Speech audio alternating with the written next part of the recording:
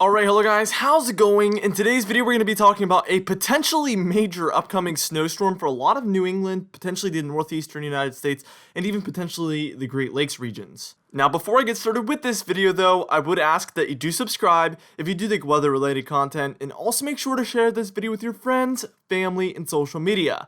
Now I would also highly recommend you check out our very exciting Patreon page. We're actually going to make a post today about another October snowstorm that happened a few years back and compare it to this potential threat that we have upcoming. Right now you can get our Patreon content for under the price of a 12-pack of soda, which is an absolute steal. I highly recommend it. And hey look, if you ever want to cancel, you always can, but I promise you, you're not going to want to. Now, for today's comment of the day, I want to know, do you even think this upcoming snowstorm is going to happen? It's very far out and the confidence is medium at best, so what are you thinking so far with this snowstorm? I'll be picking one of those for tomorrow's video.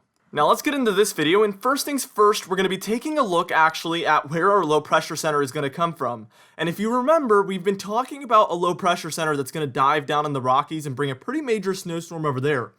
Well, if you remember that, that's going to be what actually turns into our low pressure center for the Northeast. So let's play it out. You can see it's over Utah, and then it dives south towards Oklahoma, Kansas.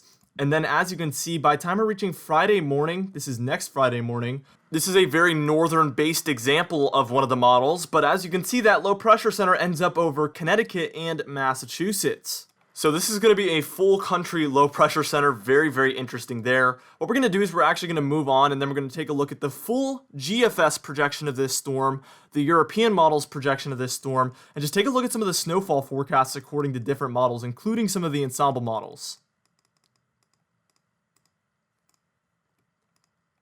Now, before I start things out, I want you to know this is Thursday at about 8 p.m. That's going to be October 29th, and a lot of things could vary with this storm. We've seen the models really switch around. What we do know is that there's a pretty good chance we are going to see a snowstorm of some sort for this northeastern corner. Now, it could be a snowstorm that brings flakes for as far south as Pittsburgh and Philadelphia, or it could be a snowstorm that only brings flakes as far south as Buffalo and Boston. So this one could vary a lot. I covered everywhere that could potentially even see snowfall in the thumbnail. So if you're in the thumbnail, that means there is some sort of chance that you could see snow, and that would be why I selected your region. So let's just let this play out. This is Thursday at 8 p.m., like I said, October 29th. And as you can see, we are mostly seeing rain by this point. The temperatures haven't dropped far enough. It is still early in the year, so it's going to be harder to get that snowfall. The Adirondacks are seeing some blues, though. And then let's go ahead and take it to about 2 a.m. on Friday, October 30th. And as you can see, now we're starting to see some snowfall, especially near the Great Lakes, so north of the Adirondacks, there for a lot of upstate New York, northern Vermont, northern New Hampshire, and northern Maine here. And as you can see, that low pressure center is located over central New York there. So this is further south. We see the snowfall further south. Again, the GFS is actually a pretty far northern example for this storm, and a lot of the other models have it further south. We'll take a look at that in just a moment. But what we're going to do here is we're actually going to move on towards further in the morning on our GFS model, where we're going to see more widespread snowfall in just a moment. So this is probably about 5 a.m., I would say, on Friday morning still. And as you can see, we're seeing for maybe Erie, Pennsylvania, some of those northwestern regions in Pennsylvania, beginning to see some moderate snowfall. Same story with a lot of the regions there, like Buffalo, a lot of western New York. The Adirondacks, we're seeing very heavy snowfall over there. Some mixing going on there for some of New York, for some of New Hampshire as well. Possibly some sleet for Maine, indicated by those oranges. So this could be a little bit of a sloppy storm if the GFS is right. But actually, what we're going to see here as we move on towards maybe about 8 a.m., so about the morning hours, the sunrise has already happened. This low pressure center actually, it kind of moves a little further south. It kind of transfers there to over Connecticut, Massachusetts, areas like that. But a lot of that moderate snowfall is still for northern and western New York, northern Vermont, northern New Hampshire, and northern Maine. But what we eventually see here by about 2 p.m. on Friday is throughout the day we see this move further east, and that allows for some cold air to move in behind it. And what we're seeing now is much further south with the snowfall. You can see snow showers going on all the way throughout western Maryland, even in through West Virginia, a lot of northern Pennsylvania. So once that cold air moves in, it becomes a lot more widespread. And that actually means that if the low pressure center is a little later than what this model is anticipating, we would see more snowfall for more widespread regions. And being this far out, we could actually see things like that vary quite a bit. But for now, upstate New York, Vermont, New Hampshire, Maine, it looks like you guys could get quite a bit of snowfall. And then a lot of the Berkshires over there and even the north central regions of Massachusetts could see some light snowfall as well. And what we're going to do here is we're actually going to move on to where we could see Boston, Providence areas start to see some snowfall. And a lot of coastal Maine as well. And then we're going to take a look at the total snowfall from this model.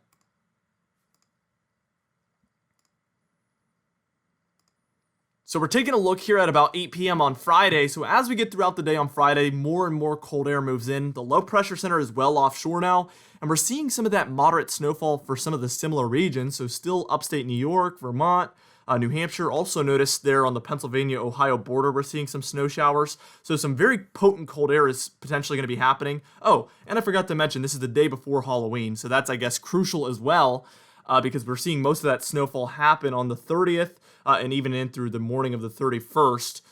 So as we can see, Boston, Providence, a lot of Connecticut as well is starting to see snowfall by this point. Pretty much all of Massachusetts except for maybe Cape Cod there. A lot of coastal Maine as well is seeing snowfall by this point. Let's just take it to 5 a.m. on Halloween morning, the 31st here.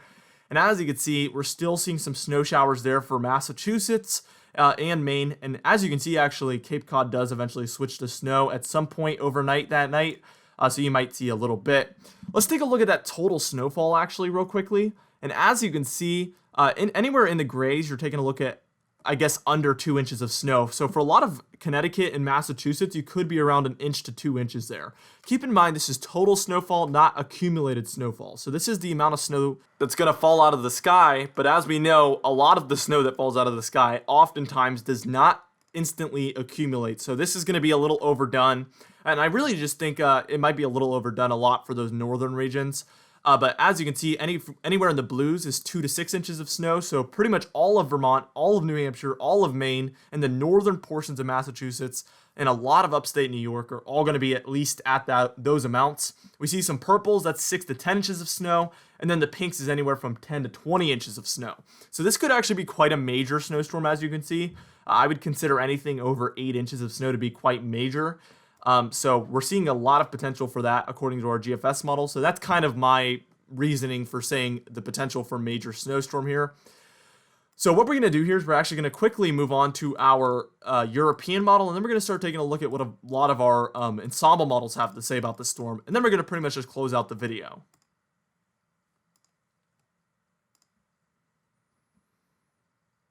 So here's our European model, and as you can see, it's actually very much so further suppressed to the south. This is only 2 a.m. on Friday morning, October 30th, and look at how far south it is.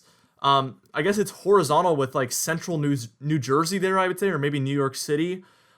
Some snow showers going on further north, but really this storm is moving way too fast on this model for snowfall to really even establish itself with the cold air.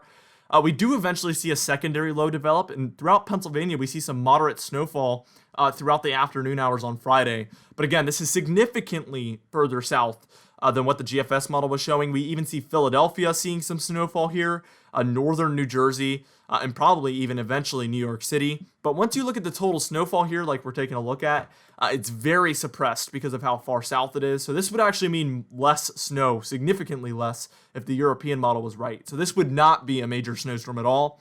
And really, quite frankly, we would probably see 1 to 3 inches maximum in a solution similar to this. And it gets even worse as you look at the Canadian model. It's probably horizontal with the Delmarva here, so nobody gets snow on this solution. There is some snow showers up there for New England, but very, very minimal. So let's take a look at the total snowfall here actually on our GFS Ensemble model. Keep in mind the Ensemble models are much more, I guess, normalized or averaged out, because you have some members showing no snow and some members showing a lot, and that comes out at being like a slight to moderate amount of snowfall. But they have quite a bit of confidence that New England is going to see some snowfall, as well as upstate New York. So that's kind of what my takeaway is there. Even the European Ensemble model, although it doesn't show a lot of snowfall on its actual European model, the Ensemble model here is actually showing quite a bit of snowfall for New England. So I think a lot of those members actually have a snowstorm much further north than what the actual European model has to say, which kind of raises my confidence in that more northern solution. Let's go ahead and just take a look at all the separate members. So you're going to have to kind of really look closely, but this is each of the individual members. So this is actually a really cool opportunity because usually I don't show anything like this. But as you can see, there's a lot of these members. If you just take a look, the one that's to the right of the very top left one there, you can see has a very major snowstorm for a lot of New England there, whereas the one to the right of that one has pretty much nothing. So this is a good example of how different all of these models are right now and how many variables there is with this system. But there is quite a few that show a large snowstorm if you just take a look at each of the individual systems. So there's a lot of potential outcomes on the table. Let's go ahead and take a look at the same thing, but for the European model. And as you can see, it's pretty much the same story. The very top left one has practically no snow, but the one to the right of that has a quite decent snowstorm actually for New England. And the one to the right of that has quite a decent snowstorm for Pennsylvania. And then the two underneath those two have actually pretty far south snowstorms, especially that one. If you take a look at the very top left one, move one to the right and then one down, you can see that one actually has snowfall going on for Virginia, the Delmarva, southern New Jersey. I don't think that's likely or even hardly possible at this point, and that's only one member that has that as even a possibility. But that just goes to show you how crazy these are, and then it takes all of these and makes the ensemble map. So that's what we took a look at a second ago when we took a look at all of them put together.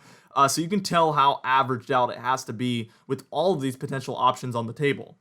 Anyway, for today's comment of the day, I asked you guys, how many more tropical storms do you think we will see after Zeta? Because we see Zeta now. We have a tropical storm officially with that one. I will be talking about that moving forward. Falcon Doip said, I think we will have 2 or 3 more storms after this one. And I have to agree. I think we will at least see 2 more. We saw in 2005, we had storms throughout the rest of the year. I don't know if that'll happen, but I know that there is a quite favorable period coming up where we might see a couple more. And that's kind of my reasoning behind that. Anyway, for today's patron highlight of the day, I want to thank you all for supporting the channel. This is becoming more and more of a mouthful, but I guess that's a good problem to have. Let's just try to go through all our diamond patrons quickly. Alicia Davis, It's Jay, Madbirds, Kellen Manhart, Cindy Klein, Mariah Vieira, Dan Hazard, and Mark J, alongside our platinum patrons, Adam S, Alan Balamo, Larry LePan, Cameron Marshall, and Dovie Nagel. Wow, that's becoming a mouthful. Anyway, I want to thank you all for supporting the channel, guys. I really, really appreciate it. If you would like to end up on this Patreon end screen, all you have to do is join our Patreon. Again, it's literally cheaper than a 12-pack of soda, so go check it out. It's in the description and the pinned comment down below. Anyway, guys, thank you so much for watching this video. Again, be sure to share it with your friends, family, and social media. I will see you guys in the next video.